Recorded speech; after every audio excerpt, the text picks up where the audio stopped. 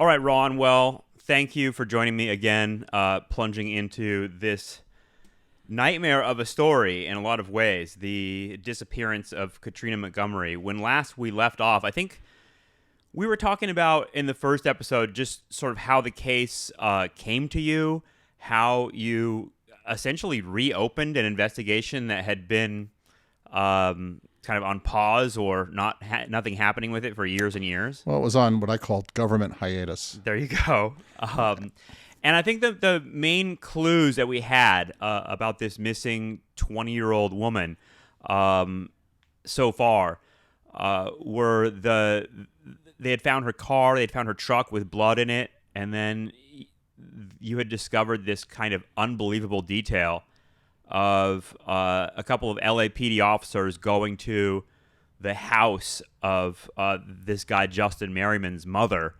and finding that she had carpet cleaners there, and that something really sinister about that.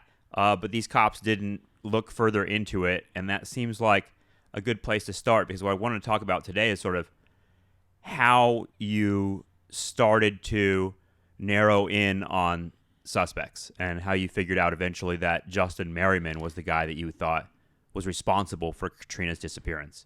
Okay, so the way I would put it would be like I told you before, I got the case when I was in Monterey. Sorry, I would say Napa, Monterey, for that homicide symposium, right? So when I get back to Ventura, I just go to the prosecutor who had the case, a guy named Matt Hardy, and I said, "Give me everything you have." And he had a lot of commentary about things. I really didn't care. I just wanted to read everything that they had. And then I found out there was more material available, and it was kept in the secured location of under an investigator's desk. And so I went and got all that information too. And then I found out that LAPD, who initiated the investigation, they had a bunch of stuff at LA. So we went down to LAPD, down to the headquarters downtown of the LA Police Department. And we went up to the homicide floor, which is just this huge floor with desks facing each other all over the place. It looks just like you would think the LA robbery homicide division would look like. Yeah. And I imagine there's a lot of boxes of lost cases under those desks. It looks like shit. Yeah. And it was chaos. And everybody's working hard and doing shit, and phones are ringing, but it just looked like it was out of a movie scene, honestly. Yeah. And so I meet this guy named Harper, and I can't remember his first name right now. I want to say Bill, but I'm not positive. Harper, African-American police officer, really nice guy. And the guy I was with two investigators from my office. One was a guy named Dennis Fitzgerald, who was at the time the lead investigator on the case. Another guy was John Bunch, who's retired LAPD, and he was working as a DA investigator, but he was pretty much retired, just collecting a check. You know, he was technically working, but retired, as I said. And Ventura seems like a good place to retire if you've been in LA doing murder cases your whole life. Yeah, but he was getting a paycheck, so I kind of expected a little more. For people that are remembering last episode where we started, this was a big part of what you were talking about last time, the kind of like needing to overcome the investigators that were on the case already who weren't really acting with effectiveness. Right, and like, put it lightly, these are two different guys though. Like Dennis, like he'd work hard, he'd do whatever he asked, but he was a by the book guy. Like he was by the book. He looked like, the Monopoly man. That's what everybody said he looked like. Right. And then he did. If you looked at him right now, you'd say that's the Monopoly man. But what he also looked like was a cop. Okay. And Dennis, everything by the book. And by the book was not me at the time. Like, not like you want to do anything illegal. I'm not saying that. I'm saying, but you have to use different investigative techniques than, hello, Mr. Parsons, I'd like to ask you what happened on the 25th. That doesn't work with these people. Okay. When you say these people, you're like talking about a criminal world that you're going to be in. I'm talking about, serious skinhead, violent guys, dope dealers, prostitutes, violent offender type people. That's the world that you knew Katrina had butted up against somehow. And that's the world that's going to be most likely where she met her end. At the time I went to LAPD, that wasn't what I knew. It's what I started thinking, because when I first read the initial reports is when I read the report about the cops, LAPD cops going to... So the timeline would be Thanksgiving happened. The next day, Friday, Katrina takes off, telling her parents, I'll see you in Santa Barbara with family. They were planning a family event in Santa Barbara. So Friday night, unaccounted for. The parents didn't know where she went Friday night. They thought she was going to go hang out with some friends and then just meet him in Santa Barbara. Friday night's the night of a party at this guy named Scott Porchio's house, where Merriman, Nicasio, and a guy Larry Nicasio, and a guy named Ryan Bush are all. The evidence was they all drove over to Justin Merriman's house, and then some point after they left, Katrina left the house, never to be seen again. Okay, so her truck turns up missing Saturday. That's Saturday afternoon, near the Los Angeles Crest National Forest, on a Little Tahunga Road. It was called. Man, I'm doing this without notes, by the way, people. This is all from memory. And in the back of her, I don't see how you could forget a lot of these details. Honestly, right. In the back of her blue Toyota pickup, the officer who found it saw blood. Okay, that generated a phone call to the Montgomerys, because the truck was registered in the parents' name, to say, why is this truck here? There's blood. What's going on? That generated Katie Montgomery and her sister calling the whole world trying to find Katrina. And as I always say, the parents' worst nightmare. Do we know? Did they know she was missing at that point, or did they just got a call that said, "Hey, we found your daughter's car and there's blood in it"? Once they found the car and they couldn't find hers, when they realized she was missing. Right. And people were just denying things. And it gets complicated from there. And so I'm not going to. I'll skip forward here a little bit. So I knew that Katrina was and then on the Sunday morning, LAPD goes down to Ventura Sunday to investigate finally, right? Because there's a lot of suspicious things that Porchio and his wife at the time, a woman named April Porchio, then Bronley, were saying to the Montgomerys that just sounded like bullshit. This is the house where the skinhead party was. Right. Okay, so they get this bullshit story. They realize that Katie Montgomery is being lied to by all these people associated with Scott Porchio. LAPD decides to come to Ventura County to do an investigation about where Katrina is. They go to Merriman's house because there's some evidence that Katrina may have decided to go over there. And when they show up on Sunday morning around 10 a.m., there's a carpet cleaner there and cleaning the carpets on a Sunday morning. And Beverly Sue Merriman, when they're asked to go look inside, says, go get a warrant. So Beverly Sue is the mother of Justin Merriman. Is the mother of She's there doing I think you have to pay extra to get the carpet cleaners to come out on a Sunday morning, honestly. Yeah. That's an unusual thing. And later on in the case, we discovered that about a month earlier, she had the carpets cleaned. Not on a Sunday. So this is like one of those frustrating details that you hear that you actually see in like common police procedural stuff, where you're like, there was a massive red flag that was missed for whatever frustrating reason. They didn't follow up on that. Right. So this gets me. This is a detail you find years later. What? The carpet cleaning thing.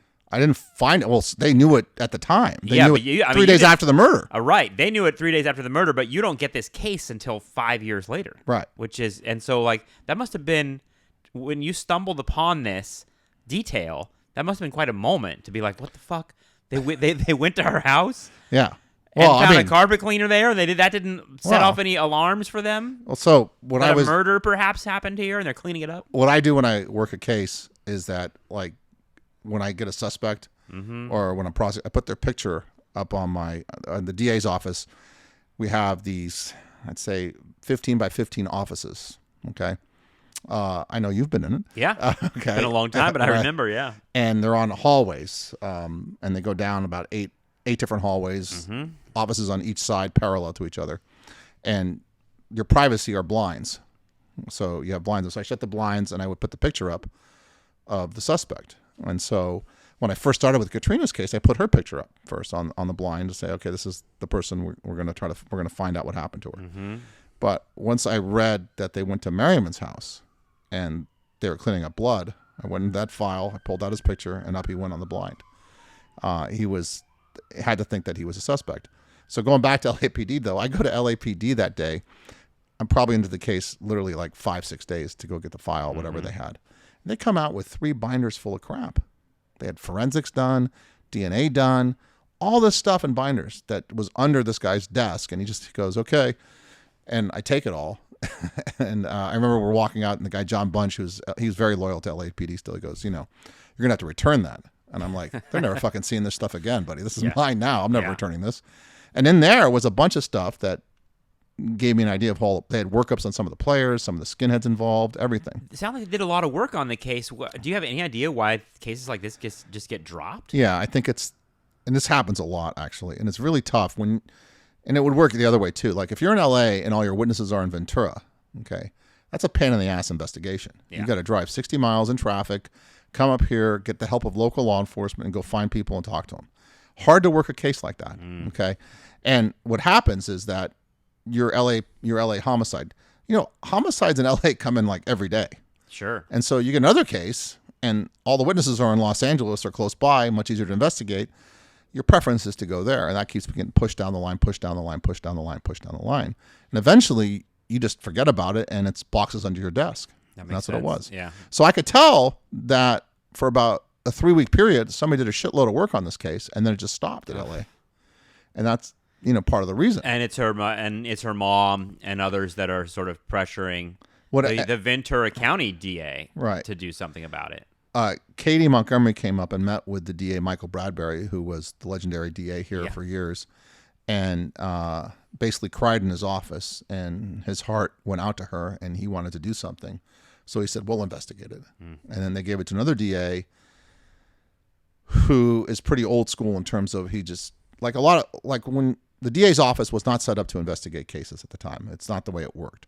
The way it used to work when I was there, when I started with major crimes, is that a police agency would investigate a homicide. So somebody dies in Ventura, you get a call as a DA and say, okay, VPD has a homicide on the avenue. Okay.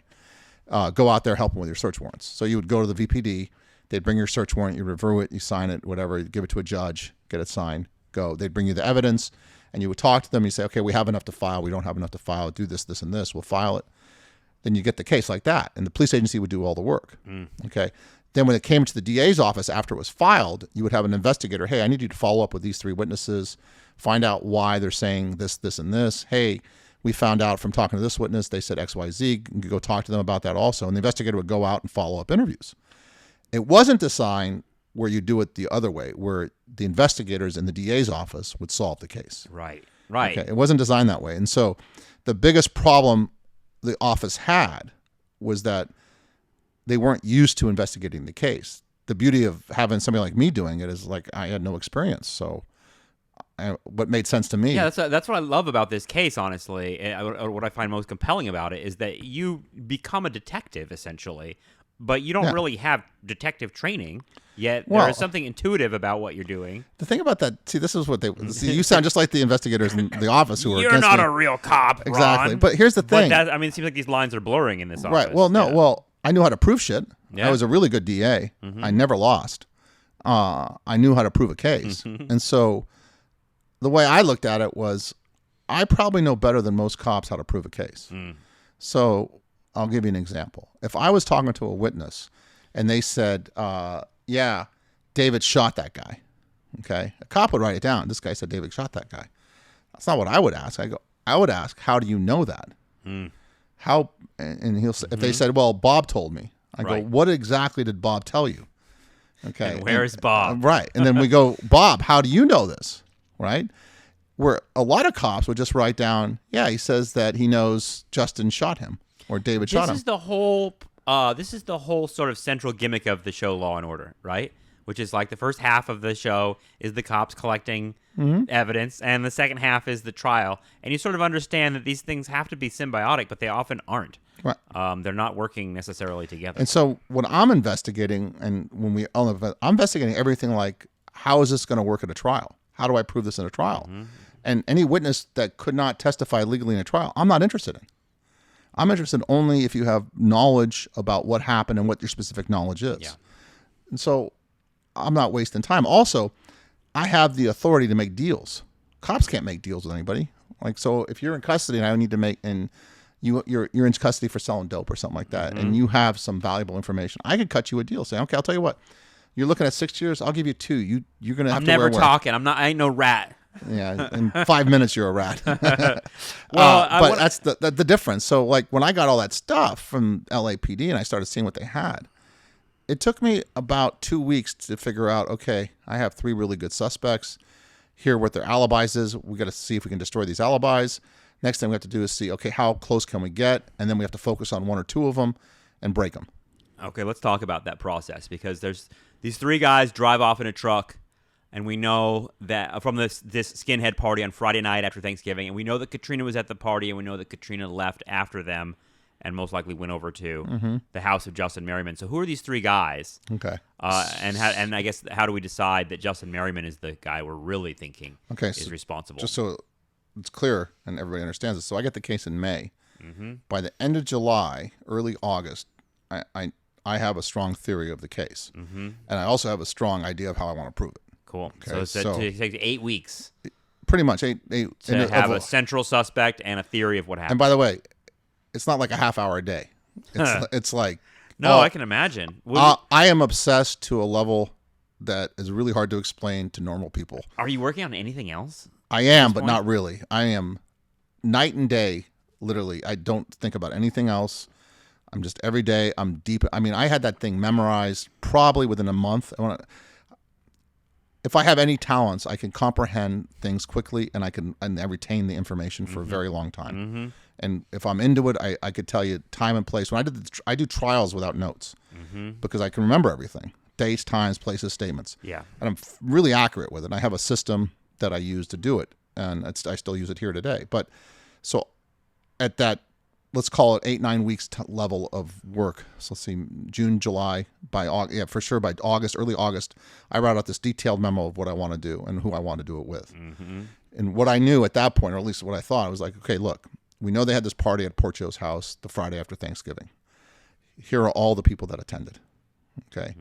These three people were seen together leaving the party. Okay. We know that Merriman was acting weird around Katrina, and Katrina was acting weird around Merriman. We know that Porcho broke up a couple of situations where Merriman was acting weird around Katrina. He broke it up. We know Katrina was really super drunk at the party, and we know she got in a fight with April and left. And when they got in a fight, they were fighting about Katrina wanted to go to Merriman's house, and April told her not to go. Ugh. We knew that. Yeah. We knew that at Merriman's house, there was something going on with the carpet cleaner the next morning that's really suspicious. We knew Katrina's car was found with blood in the back. We knew in that blood was a fiber from a pink blanket. We knew that we talked at that point by August. We talked to one of the alibi witnesses who was the alibi for Nicasio and Bush. These three guys, three people that went to Merriman's house was Justin Merriman, Ryan Bush, Larry Nicasio. We knew that the alibi for Ryan and Larry fell apart after we pressured him with his parole officer and threatened him to send him back to prison. He cried his eyes out and told us that he lied about the whole thing. He didn't do any of the stuff. He wasn't with them. He didn't know where they were. They came from Ventura. They borrowed his truck. He didn't go get them. Do we know why April Porcho, that's a fascinating detail, why April Porcho is warning Katrina not to go to Justin Merriman's house? Because everybody knew that Justin Merriman was a violent, sick fuck. Okay, and we proved this later to a large degree. And I think she was worried about her friend. So people already knew that this guy had a reputation as a violent, sexually violent person? Yeah, well, by the end of this thing, we had proved that Justin Merriman committed 7 rapes. Well, what do we know? What do you know at this point about that, though? I don't. Okay. I don't. I just know that he's a bad guy. I know that somebody who's close to him thinks he's dangerous to Katrina. And he's 21 years old at this point? So let's put it this way. If I walk into your house and you take your dog and you put it and you lock him up in a room, I go, why is that? And you go, well, he's a biter. All right. I don't test your theory. Right. I believe you've been around that dog a long enough time to know that dog's a biter, and I should be careful. Yes. April had been around Merriman a hell of a lot. She knew he was a biter. Are they about the same age at this point? I mean, yeah, these guys are all roughly in their 20s. Wow. Okay, so let's say from 22 to 27. Yeah. Okay, and we knew that Porcho and Merriman, at this time, and I did background on all the gang people and everybody there. I knew that Porcho and Merriman belonged to this gang called the Skinhead Dogs. They're incredibly violent. I knew Scott Porcho was considered to be one of the most, let's say, the best street fighter in Ventura, and he liked to do it. He enjoyed beating the shit out of people. Had he been in and out of jail? He was in prison at the time I got the case. Yeah. Okay. For beating the senseless some guy. Right. We knew Merriman was violent, also heavily racist. He'd been in prison in and out. Where was Merriman when you developed this theory in this summer? He was out, but he got busted for dope a few times and was going in and out of jail a lot, and his mom was bailing him out. Did he know that you were on the case? Not yet. Not in August. No. Okay. He had no idea yet. We hadn't decided to make him feel us yet.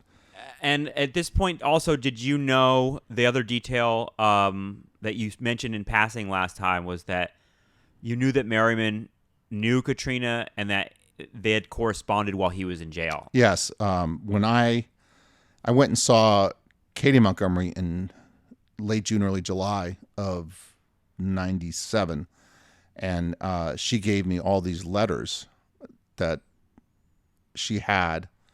So those those were in the file. She gave those to I went and talked to her about the letters, where they came from. They were in the file from LAPD. Did she suspect Merriman? She suspected somebody at the house, yeah, because they all lied to her. Right. She knew that they had told her a bunch of lies. They admitted to lying. She had, when the day after, that Saturday when she's calling everybody, she called the Porcio house. She spoke to April, and the things April were telling us turned out to be lies, and she found that out through other people. Then she called April back, and April apologized for lying, and then said Scott made her lie. April is a sort of fascinating figure. I'll be interested to see how she unfolds in this story, because I don't know where it's going in terms of these details. But she seems like someone who's sort of on the fence. Like she's warning Katrina on the one hand. She knows there's danger here, and yet she's also covering. Here's the for these. There are a lot of things that didn't make sense. For instance, this is a white supremacist skinhead gang, who the head of the gang is half Mexican, who marries April, who is very dark-skinned, not black, but dark-skinned, with black hair, very strong feature, beautiful woman at the time. He marries her, and the gang, which treats all women like shit, for the most part, is scared of April. Mostly scared of April because of what Scott can do to her. Also scared of April because she's apparently is incredibly violent and would do stuff to people if they betrayed her or she thought they were being disrespectful in any way. The only person who could beat April was Scott. So they had this. It's like a Sons of Anarchy world. Oh, it is. It's so insane. These people are different. And April was out. too. April had moved out of our state. Was living in Maryland at the time. They're young. They're so young, and this will come up too because they're young. And you were talking about people in their 20s, but there's also these two guys, and I feel like it's just part of how you center in on Justin Merriman because the two other guys are younger, right? Yeah, Larry is 16. And Bush was 18. Larry was called Little Larry. He's a smaller guy. So I knew at that point, and I talked to investigators of EPD who had investigated the skinhead dogs. So I knew the gang in terms of their reputation and the intelligence that law enforcement had on them. I mean, I had all the intelligence on them. And one of the things I knew was that there's no way a gang like that would let Larry do anything without an elder's permission or approval. He would do it at the direction of, but never on his own. Could not have. And you talk to any cop at the time, they said, no, it would be impossible for a 16-year-old to do this in front of him to a girl that's associated with them. Right. It just wouldn't happen. So Larry was my focus, actually, right away. I said, okay, theory was soon developed that we had to get Larry to roll on the other two because Larry was a juvenile at the time. He'd be charged as a juvenile. He was the least risk suspect, meaning what you don't want to do as a DA, I don't want to make a deal with one guy to get the other two, and it turns out I made the deal with the heavy. Right. You don't want that. Right. You want the principle. So if three guys are in a car and somebody leans out the window and shoots and kills somebody, I want to make a deal with the driver. I don't want to make a deal with the shooter. I'll maybe make a deal with the passenger even, but the passenger would be my favorite one, just the guy in the car driving. He maybe handed the gun over to the shooter. That'd be the perfect guy because the driver is even more culpable than that guy. The shooter is the most culpable. So, you're trying to get to the passenger. But couldn't the driver be more culpable? Because I'm just thinking about all these like brain-busting murder cases I'm reading about in these criminal law books. Because the idea that like the shooter could actually be like the dupe of the driver who's like really has the but you could live with it's like I was my 3-person example. I said number one, you don't want to make the deal with the shooter. If you can avoid the driver, you'd love to avoid the driver, and you'd like to make the deal with the passenger. But you'll take the driver to get the shooter, right? Okay, because you can live with that. God, all right. But on this case, what an equation you have to make. Well, in this case, my bet was that the 16-year-old. We go with a 16-year-old at the time. He wasn't 16 when I got the case. He was 21. He's the weakest link. He's someone you might be able to lean on. No, it didn't matter. We were going to lean on one of the three. Yeah. Merriman, we figured, would be the toughest because he'd been in and out of prison. Larry had not been to prison. Larry had done local time, never been to prison. Merriman. So you weren't thinking like, I'll just like, okay, I think it's Justin Merriman is responsible. I'm just gonna go find him and ask him. Never. You don't do it that way. No, because I knew who he was. Yeah. I mean, I had enough intelligence on Justin Merriman to know he's not talking to us. Right. I also knew that, it'd be insane to do that. It just would not work. Okay. They tried that once before. It didn't work that time either. They already asked him? Oh, yeah. They asked him. They hooked him up on a parole violation the Monday after Katrina went missing. They hooked him up and Porcho up. Wow. And they asked him, and they hooked Larry up and Ryan up too, and they all lied and gave stupid statements. They cut Larry and Ryan. They talked, though. They didn't say, like, I'm not saying anything. Well, I think one of Larry said, I was at Disneyland. Yeah. Ryan said, I'm not fucking talking to you. Merriman said, don't know what you're talking about. F you. He had a cut on his forehead. And Porcho said that nothing happened. Everything was fine. So they were all just, it's not going to work. We knew it wasn't going to work. So we said to focus on Larry. And so what I did first is I did as much background as I could to make it so that they were the prime suspects. So we flew out to Maryland, and we found April Porcho. And what we did to squeeze her was she had an old misdemeanor warrant, which I put in. Misdemeanor warrants, like if you have a misdemeanor warrant in California, nobody in Maryland, when they look you up, is ever going to find it. Right. Okay. Unless you put it on the national database, which costs money. And, when you're in the Ventura DA's office, you don't pay the money to go hook somebody on a petty theft warrant. It's not worth it, because if they catch you in Maryland, then somebody from Ventura has to fly out and fly your ass back. Mm-hmm. Okay. And they're spending $7,000 for a petty theft. It's crazy that you can be insulated from like those kinds of crimes by just leaving the state.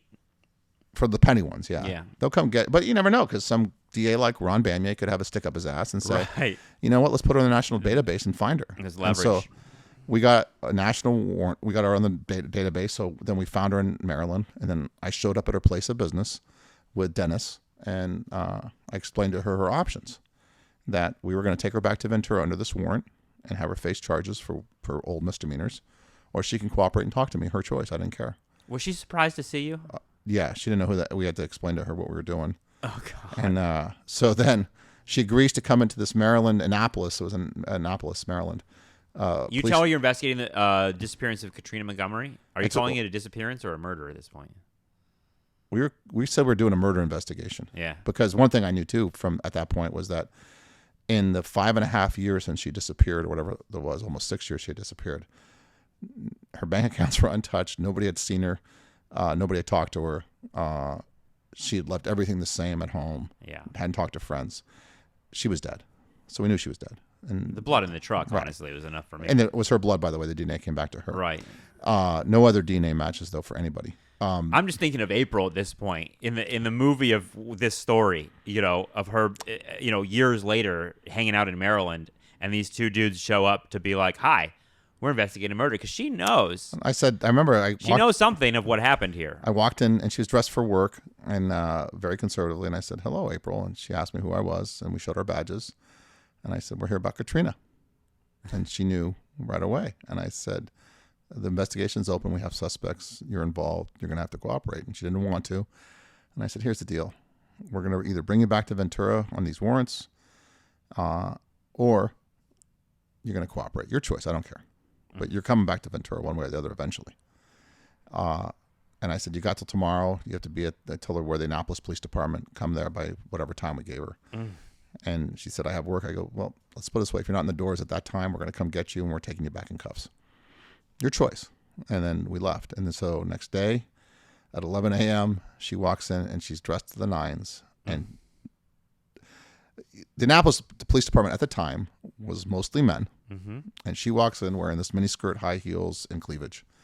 And this is a movie scene. Every cop in that place, I knew she was there before. I was in this back air office with this cop from Annapolis, Maryland, who was really nice. He found her for us. He was a really good guy.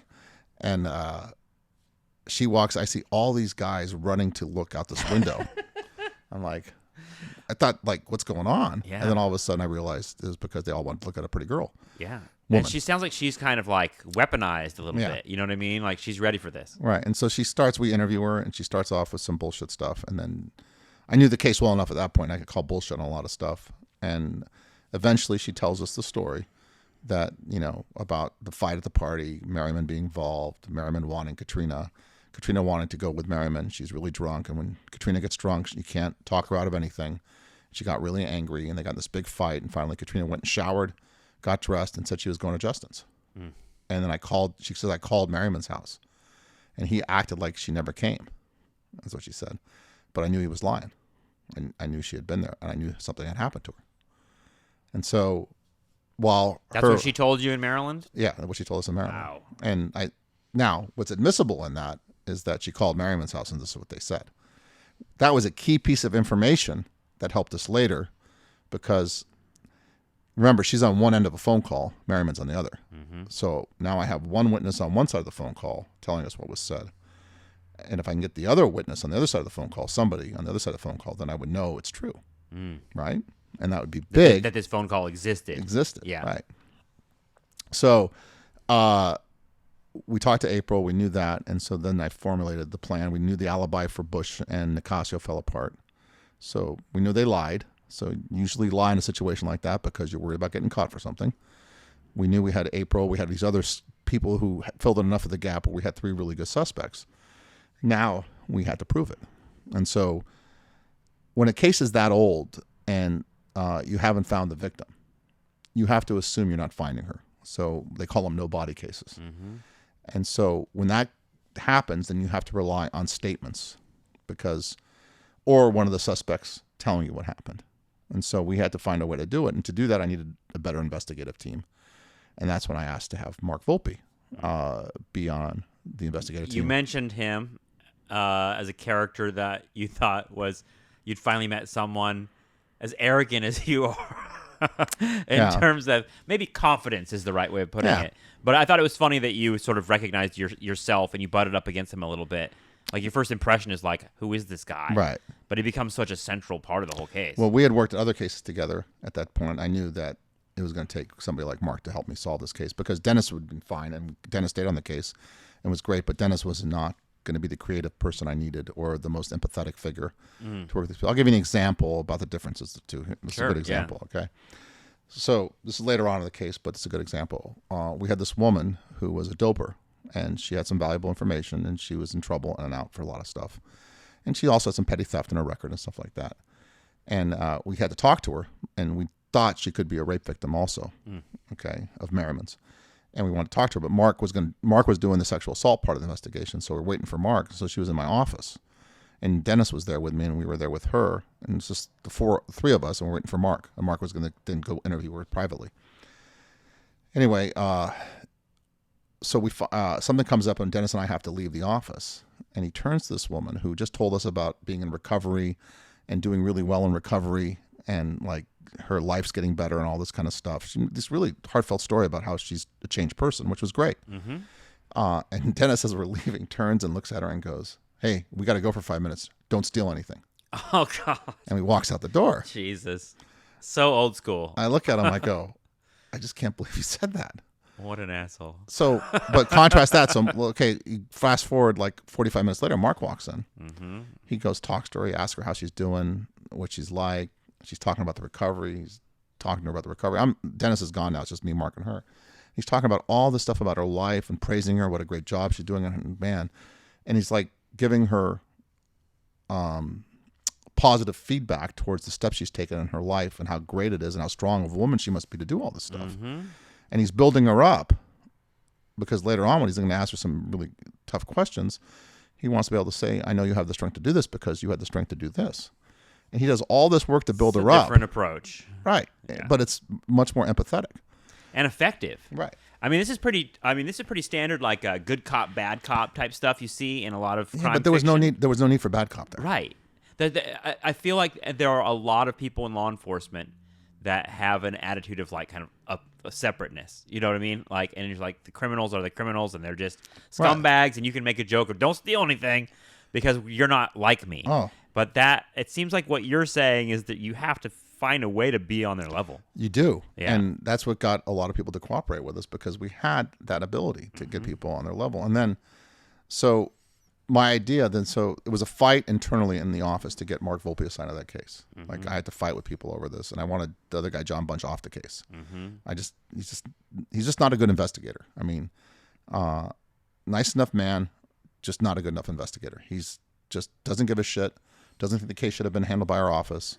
And you're getting into some, I mean, this is a tricky investigation. You need some skilled. Well, the way I put it to everybody is like, look, you're asking me to do what nobody else could do before me. Right. You got to give me the tools. It's not fair. I go, you can't saddle me with Bunch, who is a 9-to-5er ham and egger, and expect this case to be solved. It ain't going to work. So what was it that got Mark on the case? I just bitched and moaned and fought with everybody till it happened. Insisted upon it. Right. And then it caused, at the time, it's still, the man's passed, but this guy named Richard Haas, who was head of the investigation unit, our relationship went in the toilet immediately. I mean, from then on, we did not get along. So then we started formulating the plan on how to get these guys to talk. And we decided that we were going to do a grand jury. And this was a multifaceted plan, so it's kind of complex. So a grand jury at the time in Ventura County, there was a grand jury that sat 19 people. They sit in, there was a grand jury room in Ventura where you can call people to come testify. And they can sit for a number of purposes. One purpose would be to indict. If you had enough evidence to indict somebody, to preponderance of the evidence to show that the person committed the crime charged or being alleged, then you can do an indictment. You can also do it, they can hear civic issues to say, hey, look, the hospital's seeing too many patients. The grand jury is rendering this opinion that you need more nurses or more staff. And it's like a community civics operation. There's no force and effect of that except for public pressure to show that a grand jury investigated and found you need more nurses. They can do things like that. I didn't realize a grand jury could do things like that. Yeah, at the time. Yeah. Not so much now. Okay. Or you can call a grand jury to do an investigation. Okay. And an investigation would be, hey, look, I'm going to call a bunch of witnesses. We may not indict here, but we just want all these people on the record. We want to see what they say under oath. That was my plan, to use the grand jury. And the cool thing about the grand jury is it's private. No press is allowed. Nobody knows about it. You're told, and it's under force of law, you're not allowed to talk about your testimony at the grand jury. Not like anybody follows those rules, but you're told you can't do it and ordered not to do it. And it all stays in a transcript that's cannot be released to the public. Nobody can get it. So this is like a fact-finding mission, but like an official one. Right. Without going all the way to charging people yet. The only people allowed in the grand jury are the prosecutor, the court reporter, and the grand jurors. Okay, that's it. Who are the grand jurors? Grand jurors are citizens. They're called to the grand jury like you would be called on a regular jury. Really? Yeah, they can be appointed by judges too. Like regular folk. Right, not anymore. Now it's a different system. Okay. Well, we'll get to that. That'll be another episode. But that's a whole different system. When we do criminal procedure. Yeah, it's the whole grand jury system has changed than it was back then. But back then I thought, okay. And I'd done grand juries before to indict, but never for investigative purposes. So my idea was like, look, we're going to have a grand jury. We're going to have a waiting room that we're going to wire up because these people are going to talk to each other. We're going to, and Is Mark. That legal? You can do that? Oh, yeah. Yeah. It's not a private space. Okay. See, people always think you have a right to privacy. You have very little rights to privacy. Oh, yeah. Okay. I don't think I have any right to privacy. I mean, I think you do. Apple is recording everything I'm saying right now. That's true.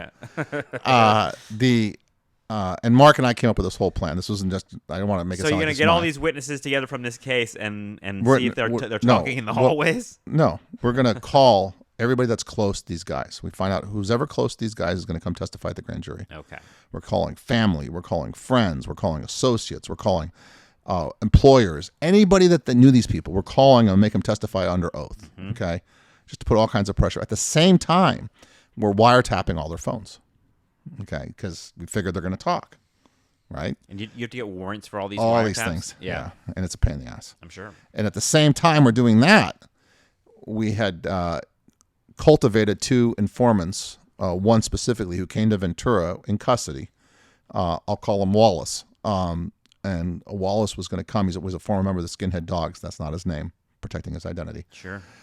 He came to Ventura. It wasn't me. No. From Cochran State Prison.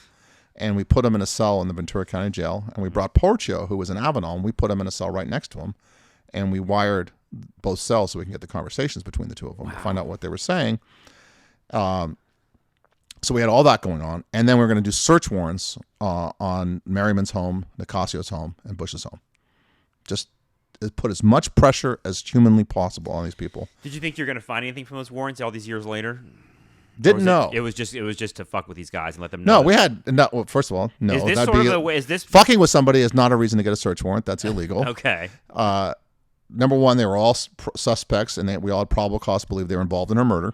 Okay, that allowed us to get the search warrant.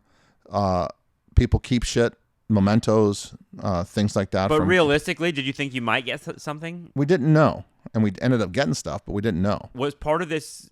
Is this the point where like Merriman knows that you're after him? Well, when the grand jury started, he knew. Yeah, because we subpoenaed his mom, and we subpoenaed his sister. We subpoenaed his girlfriend. We didn't subpoena him. Nicasio, we subpoenaed his girlfriend. We subpoenaed his employer. We subpoenaed his ex-girlfriends. Bush, his brother, his wife. We did them all. And we did all the skinhead dogs we can get. All the Larry, Nicasio, and Ryan Bush belonged to a gang called the Silmar family. They were also a skinhead gang. Guess from where? Silmar. Oh, very good. Yeah. And wonderful place in the valley.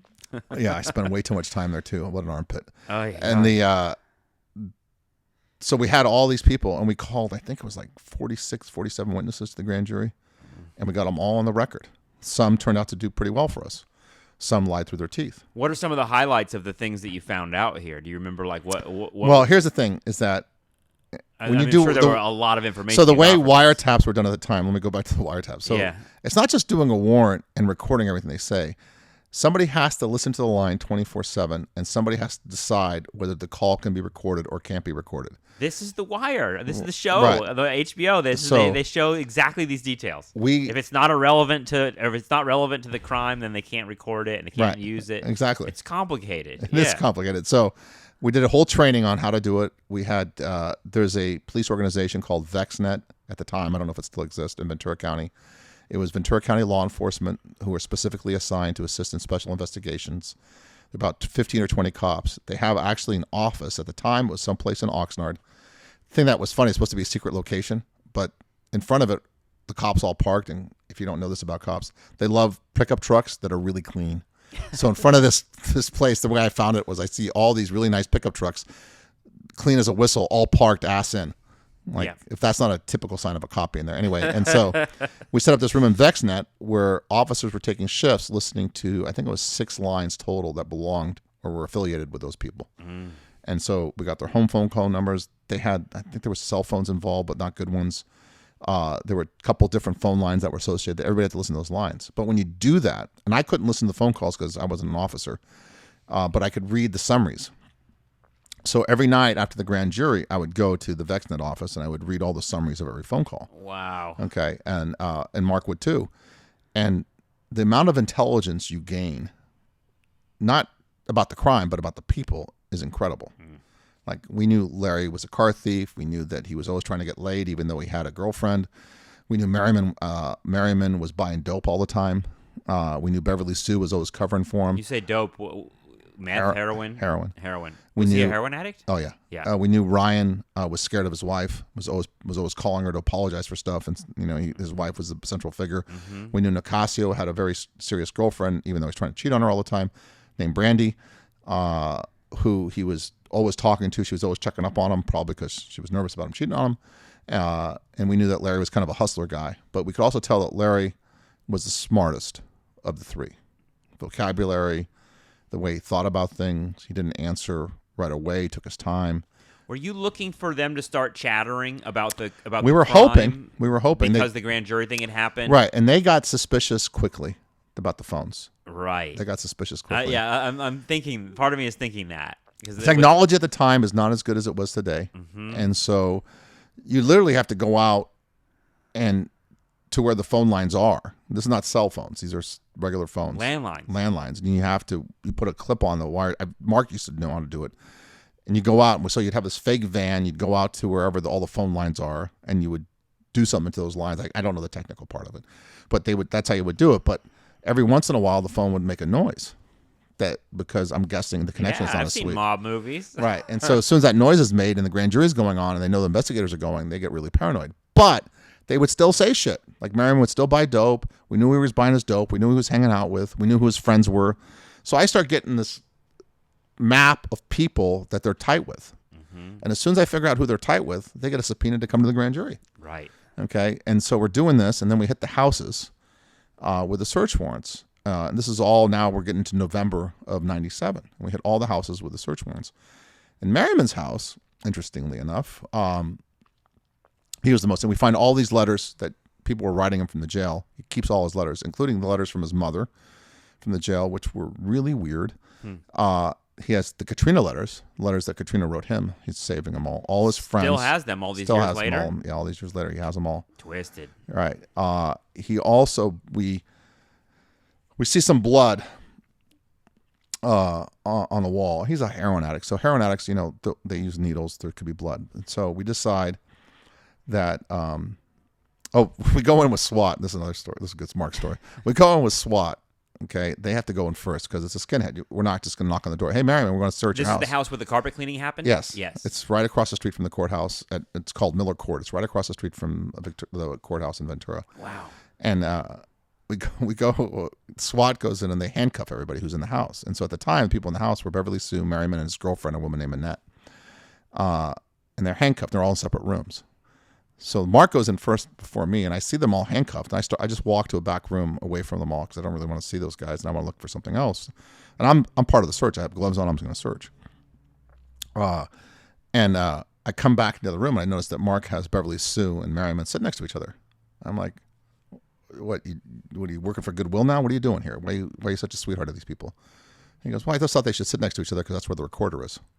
So what Mark did was he stuck a recorder in the couch and sat him right between the recorder. Wow. So if they talked, we'd capture the recording. That's how he thinks, though. That's why I wanted him on the case. But going back now, so the house, Merriman's house, is a little weird. It's a condo, and it's a big condo. It's probably about 3,000 square feet. It's bigger than you think.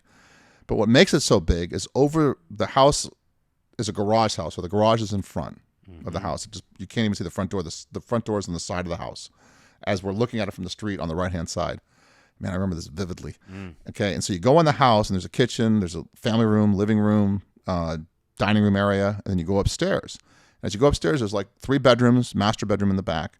But then there's a bridge because the garage is on the other side of the house now, and the bridge connects the house side to the other house, and there's a big, huge bonus room in there and across the bridge. And the bonus room is as big as a 2-car garage. All right, that's Merriman's bedroom. Aye. Right. And so in there, besides having a shitload of pornographic magazines, he had all those letters. He had a lot of Nazi shit. He had knives. You were still living there? Oh, yeah. Yeah. Yeah. He had all these knives and stuff like that. But we noticed blood. So we called the Ventura County Crime Lab to come over and take blood samples. And so what the crime lab does is they spray this chemical called luminol on this wall that's by the bed. Luminol, when you turn the lights off, lights up if there's a presence of blood. If there's been blood there. We turn the lights off. It's like a Christmas tree. It's all lit up. The whole wall is just glowing in the dark. There's blood all over that thing. And so we look closer and we find blood all over the wall. And so they're thinking, we thought the crime lab goes, well, it'll take a while to get all these samples. So Mark goes out to his car and he gets a hacksaw thing, like a electric jigsaw or a thing. All right. And they point out the areas where the most blood is. And Mark just cuts out huge portions of the wall. We bag it and we walk it and we say, hey, walk that right in front of Merriman, like so he sees it and everything. And we literally took sections of the floor and the wall out. Just totally freaked him out. And Beverly says, why are you taking the wall? And he goes, we got blood samples on these. We got to test them. Okay, and that's... Could you read anything from their body language? Do you remember? Merriman was really just looking down. He wouldn't say a word. Beverly looked scared. Did you get anything from those recordings between the two of them? No, nothing. He kept saying, don't talk, Mom, don't talk, Mom, don't talk, Mom, don't talk, Mom. And the thing about Merriman... He's what, like 26, 27 at this point? Somewhere in there? Yeah, somewhere in there. Yeah. But the thing about Merriman, his nickname is Mumbles. And that ended up being a big problem for us. Because he can't. Because he mumbles. Doesn't enunciate. He mumbles, man. And that's He wouldn't be a good podcaster. No, he would not be a good podcaster. So that, though, led... What a moment, though. So we did that, and then I decide that let's arrest Larry Nicasio and Ryan Bush for murder. Because I figured we had enough... See, one other operation we did while we're doing the wiretaps, while we're doing the grand jury, is there was an ex-girlfriend of Nicasio. This is a good story. So Mark is listening to a recording of a tape that was done by Bunch, it turns out, a couple of years prior, and he's interviewing this ex-girlfriend of Nicasio. I'll call her Sarah. Okay. And he's interviewing Sarah, and she says, he doesn't get anything from her, but she says, yeah, Larry's told me some weird stuff. You would think that would generate a follow-up question. Right. It generated a thank you, appreciate your time, goodbye. Like, what kind of weird stuff would Larry tell you? Right. Yeah. So Mark says, we got to interview Tara. He plays the tape. I go, we got to interview Sarah. We got to interview Sarah. And so I said, let's go. And she's in Northern California. And so the guy, Richard Haas, who got mad at me for getting Mark on the case. Right. He won't approve us flying to the Bay Area. Oh, come on. He won't. We've already gone to Maryland. Right. He won't approve it. And so he says you can drive a DA car, thinking that's going to stop us. That if we can't fly up there and do this in a day, that driving a car up there 6 hours. Fine. Where's the car? Well, Mark had a car, so we jump in the DA car and we drive up to Contra Costa County and interview at the Contra Costa Police Department. That's up there. That's way up there. No, it's right outside San Francisco, across the bridge, East Bay. Yeah. Yeah. Okay. Like Marin County. Yeah. That area. It's a 6-7 hour drive. Yeah. And that's what I'm they saying. won't approve hotels.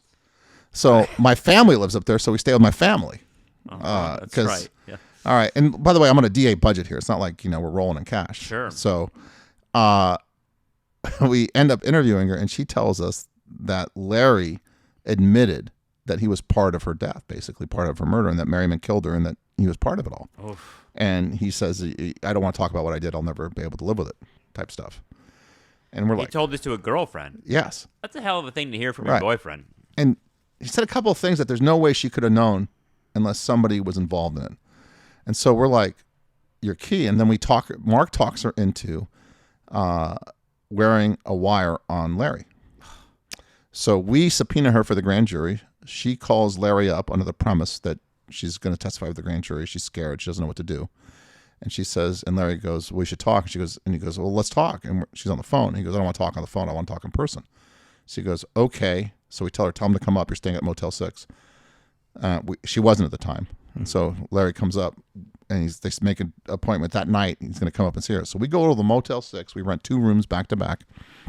Larry doesn't suspect that he's getting trapped here? No, because she's out of the blue, and she's, what the hell would she know? Right. And she shows up. And she's also trying to get a story straight, it seems like. Right. Right. Okay. And she shows up, and she's there. We wire the room up, right? And we tell her, we go, look, Sarah, under no circumstances are you supposed to leave this room with them. Just stay in the room. We can protect you in this room. We have cops on both sides of you. Just stay in the room and get them to talk.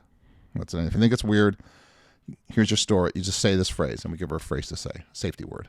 Okay. Mm-hmm. We gave everybody doing a wire except for the guys in jail safety words. Sure. And she goes, okay, I understand. I go, what? And I remember saying this right before we left the room. I go, what can you not do, Sarah? I can't leave the room. Perfect. All right. Adrenaline's really high. We're pumped. We got 7 cops. They're DA investigators, all outside in cars.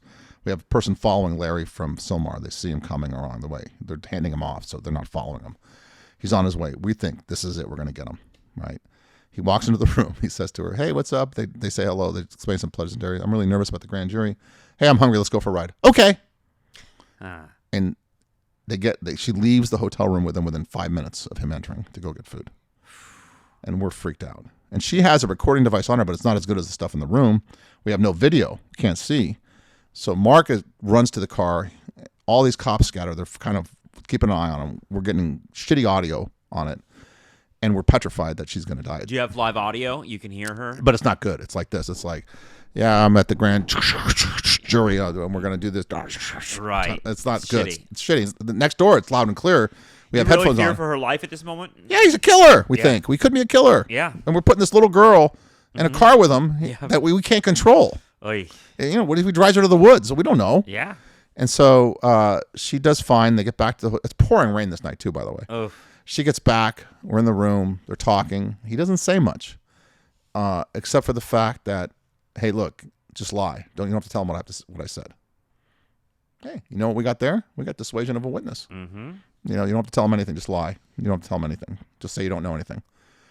That's another thing to lean on Larry with. It's a crime. I don't care. Right. Okay. And then, so then on the wiretaps, after Larry's girlfriend, his current girlfriend named Brandy, testifies. She goes on the wiretaps and she's telling her mother she lied at the grand jury to protect Larry. Perjury. Right. So I say, okay, let's arrest Larry because we got, Sarah's statement that he was involved. We're going to arrest him for the murder. Arrest Ryan for the murder. And arrest Brandy for the perjury at the grand jury. Bring them all in. Mm-hmm. They say, what about Merriman? I got to leave Merriman out there. Let him think that everybody's rolling on him. So we go and arrest them all. Now, when you arrest somebody, you don't have to charge them. Just because I arrest you, I don't have to charge you with anything. You can hold them for a little bit. If I arrested you on a Thursday, I can let you go Monday. Okay. And shockingly, the cells at the Ventura County Jail were wired, waiting for them. Mm-hmm. And our goal was to hold them for the weekend, see if they said anything. God, you're like the Nixon administration at this point, just wiring everyone. So we get Larry and Ryan in there, and one thing we didn't know is how close they were. They were like, they're cousins, but they're like brothers. They were tight. And neither one of them was going to tell on the other without the others agreeing to it. And we didn't know that. We learned that pretty quick. Even though Larry indicated, like, look, I would like to help. I just can't help without a lawyer. He asked for a lawyer right away. And however, Brandy was there, and she was upset because she was arrested and she was looking at time, and she was not an experienced criminal. And then we say, hey, look, you got to help yourself. Or you're both going down, and we're going to get the death penalty on both those guys. Mm-hmm. All because they're protecting Merriman. And we literally scared the shit out of her. And she starts crying, and she starts telling us that Larry told her that Merriman killed her, that he was involved, that he helped get rid of the body, and that him and Ryan, that's what they did. They got rid of the body, and they hid it, and they were there when she got killed. And he tells Brandy that he thinks he's going down for the murder because of that. He doesn't understand the law. That's what he tells her. So Brandy is the first time you hear it. Right. Like what actually happened to Katrina. Well, I don't know if that's what's the truth. That's what Larry's telling his girlfriend. But you hear a scenario that sounds like it matches what you had in your head. It does, but in my head also I'm thinking, because he says Merriman raped and killed her. Right. So Brandy tells us that's what Larry said. But in my head I'm thinking, if I'm with my girlfriend and I'm responsible for rape and murder, I'm not telling my girlfriend I'm the rapist and murderer. Yeah. I'm saying Parsons is. Yeah. Right? I'm not saying I did anything. No, that makes sense. I'm not going to admit to that. So I'm thinking, of course. All right. Yeah. And I said, shit, you know what? With all we got in his fake alibi, that's good enough. Let's charge him with fucking murder. Because we're charging him as a juvenile, not as an adult. Ryan, I said, we're going to have to cut loose on Monday because we don't have enough on him. But then Mark goes, let's throw Brandy in the room with Larry.